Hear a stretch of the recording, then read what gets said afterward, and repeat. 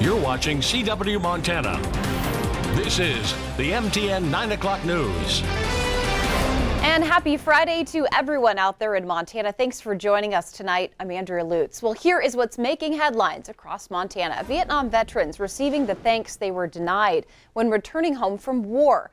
A look at today's ceremonies. And a bill once killed by the state Senate now revived. And along with that, the hopes to improve investigations into missing and murdered Indigenous persons cases.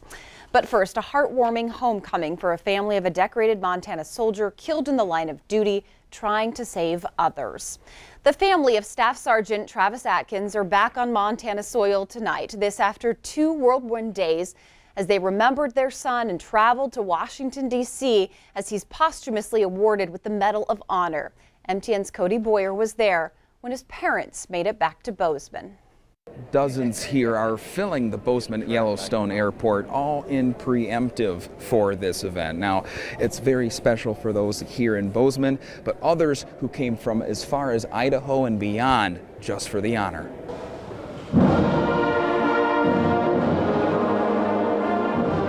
We're so proud to be Americans and so proud of Travis giving the ultimate sacrifice. An archway of American patriotism was one gesture of many welcoming home the family of Staff Sergeant Travis Atkins, his Medal of Honor in tow.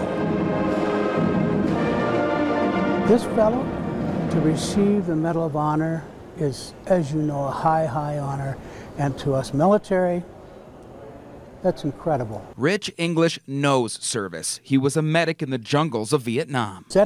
That performance, what he did, comes from inside. And that's a great credit to his mother, to his father, and their upbringing. The Bozeman High School Band honored Travis's family too. Others like the Olsons and the Andersons knew the family well and brought their memories to the terminal. Mike Anderson was Travis's math teacher. The Staff Sergeant's sacrifice still hits close to home for him. So many times you just see it in the paper and it doesn't touch you. And this one touched us very closely because it was a dear friend and a dear family. Jack and Elaine Atkins were greeted by a full honor guard, including Rich English. But it didn't stop inside. A hero's welcome, one that Travis Atkins sacrificed everything for, but never got to see. There's a lot of nice guys out there, and in the military, hey, it's incredible that these guys are still doing this. It's amazing. The number of American flags says it alone. Many of the veterans here say as long as this memory is held on and Travis is remembered, then that message will never be lost. In Bozeman, Cody Boyer, MTN News. All right, the Atkins were driven home in a 3-vehicle escort from the airport, people lining the road all the way from Belgrade. Tonight, floodwaters are still high in Cascade County for residents in the Gibson Flats area. This particular area doesn't drain very easily, and it's southeast of Great Falls in what they're calling the 100-year floodplain. Residents saying it's some of the worst flooding they've seen since the 1980s. There are still several roads also flooded tonight. A Sidney, Montana woman accused of killing her infant daughter remains in jail on a $1 million bond tonight. 30-year-old Sasha Hines appeared before a judge but didn't enter a plea. Police were called to her home to find a 2-month-old dead with deep stab wounds to the chest. A 20-year-old man also found with stab wounds told police that Hines took meth the night before and began to act erratically. She remains in the Richmond County Detention Facility. New details tonight surrounding a stalking case in West Yellowstone between a man and his ex-girlfriend. The victim told police she saw 32-year-old Charles Bailey spray a substance onto her door handle on Firehole Avenue from video surveillance. Court documents say she had an order of protection. Bailey was arrested on Monday, and officers seized 6 guns and say Bailey's fingerprints were difficult to capture due to handling acid without guns. That case is now in the hands of ATF. In Butte, the man accused of holding a hostage on a charter bus back in January is ordered to have a mental evaluation. 52-year-old Dane Gibson pled not guilty to felony kidnapping charges, and police say he held a Butte passenger at gunpoint for hours. The standoff ended when officers threw tear gas into that bus. After changing a single word A bill to address missing and murdered Native American women is alive again in the Montana legislature. Hannah's Act went down in defeat on Monday, but today was revived when the word would was changed to might when it comes to hiring a missing persons specialist. The bill is named for Hannah Harris, found murdered on the Northern Cheyenne Reservation in 2013. It will now head to the Senate.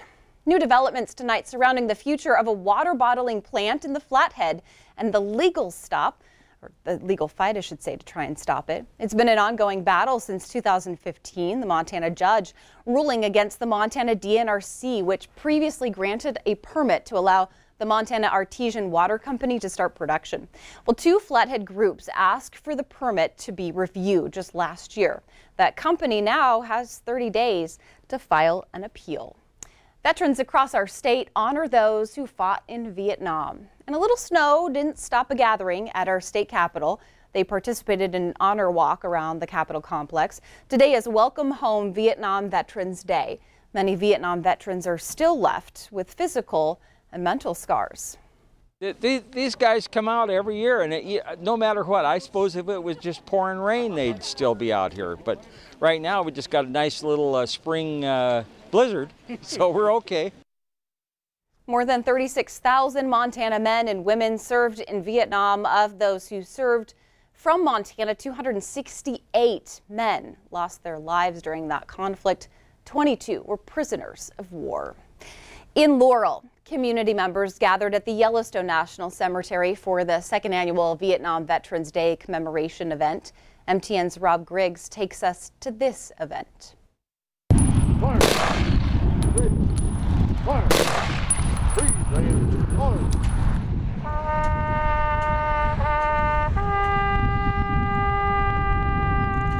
President Obama launched the Vietnam War Commemorative Program in 2012. In 2017, President Trump declared March 29th as National Vietnam Veterans Day, stating, quote, "We will honor all those who answered our nation's call to duty. We vow to never again confuse personal disapproval of war with prejudice against those who honorably wear the uniform of our armed forces." Today's ceremony honors Vietnam veterans who served in active duty from 1955 to 1975, and each Vietnam veteran will be presented one of these commemorative lapel pins. I was assigned to the 4th Infantry Division. Don Kendall of Billings, a Vietnam veteran, was the keynote speaker for today's events. I think it's to recognize those of us that served and maybe honor our service. A lot of us didn't get a real good reception when we came home 50 years ago or whatever it was, and kind of stayed out of sight for 20 years. And now several of us are getting active in things like the VFW and being thanked for our service, really, for a change. Yeah. In Laurel, Rob Griggs, MTN News. The Vietnam Veterans Ceremony will happen every single year on March 29th through the year 2025. Over in Butte, two veterans of different wars were honored today.